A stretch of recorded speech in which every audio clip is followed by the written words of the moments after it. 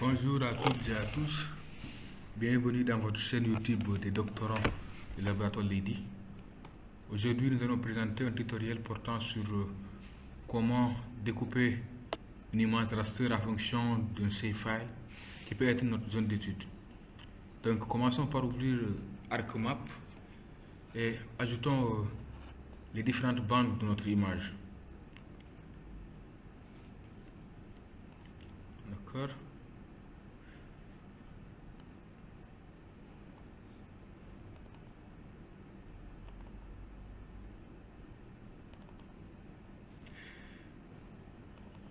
Là, nous avons des bandes d'une image de Lancet de 2020. Donc, on peut ajouter les bandes 2, 3 et 4.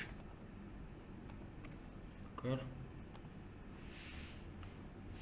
Donc là, nous avons une image Landsat, une bande qu'on va essayer de découper en fonction d'un shapefile, c'est-à-dire en fonction de notre zone d'étude. Et pour ça, on va ajouter le shapefile en question. Voilà. Le shapefile est là, commune de Mbour. Donc là, on fait un zoom pour plus de clarté. Donc voilà.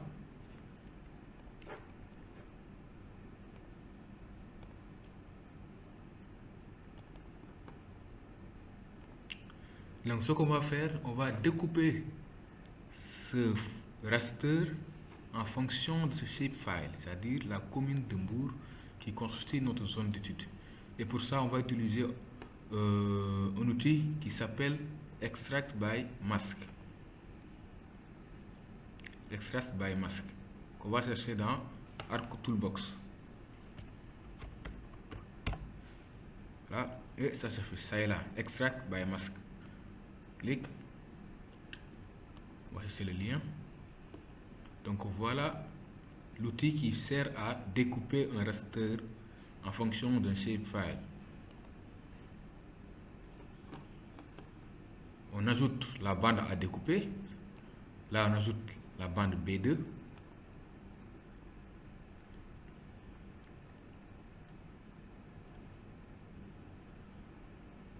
C'est bon. Et là, on ajoute le shapefile en question, la commune de Mbour. Voilà. Et on enregistre. Là. Et on met Mbour B2 ou bien raster Mbour. Raster Mbour. Et save. Ok, on attend.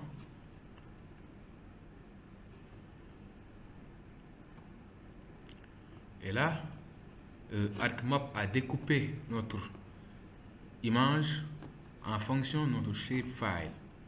Et là, si on décoche, on voit que le raster de départ a été découpé en fonction de notre shapefile. Et voilà. Et là, nous avons découpé qu'une seule bande, c'est-à-dire la bande B2. Et comme on va essayer de faire un traitement à partir de l'ensemble des bandes, on serait amené à découper l'ensemble des bandes. Et là, il est possible de découper en même temps toutes les bandes de notre image. Et on utilise toujours l'extract by mask.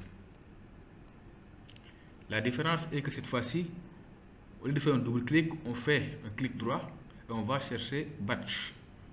Batch, là. Là. Donc, le tableau qui s'affiche permet d'ajouter les différentes bandes à découper en fonction du shapefile. Donc là, nous avons une ligne qui s'affiche et en fonction du nombre de bandes à découper, les nombres de lignes vont augmenter. Donc là, on ajoute une autre bande. Comme nous avons 3 bandes à découper, on ajoute 3 lignes. À ce niveau-là, on ajoute la bande B2 qui est là. B2. Là, la bande B3, B4. Là, la bande B3. Nous avons B2, B4 et B3. Et là, l'ensemble des bandes sont découpées en fonction du shapefile qui est commune de Moore. Donc là, on n'a plus besoin de faire le même travail, on fait juste fil. D'accord? Là. Et l'ensemble des bandes seront découpées en fonction du shapefile.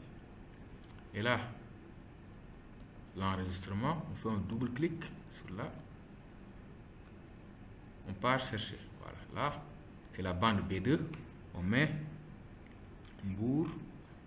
D'accord? Mbour B002. C'est bon. Save. Donc, comme c'est le même emplacement, on peut copier cet emplacement-là dans l'ensemble des lignes. Là, on fait fil. Maintenant, ce qu'on va changer, c'est le nom de la bande.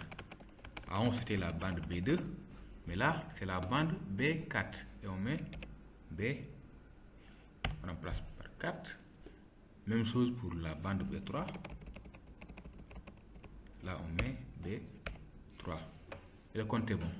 Là, on fait OK. Et on attend.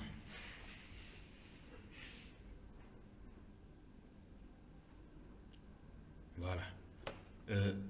ArcMap a découpé l'ensemble des bandes, c'est-à-dire la bande B2, B3 et B4, en fonction du shapefile. Il peut arriver que le logiciel n'affiche pas directement l'ensemble des résultats, mais n'affiche qu'un seul résultat qui est la bande B3. Mais il ne faut surtout pas s'en faire puisque la bande a été bel et bien découpée. Et il est possible d'aller et de récupérer au niveau de l'emplacement. Là, l'emplacement c'était là, tutoriel, d'accord?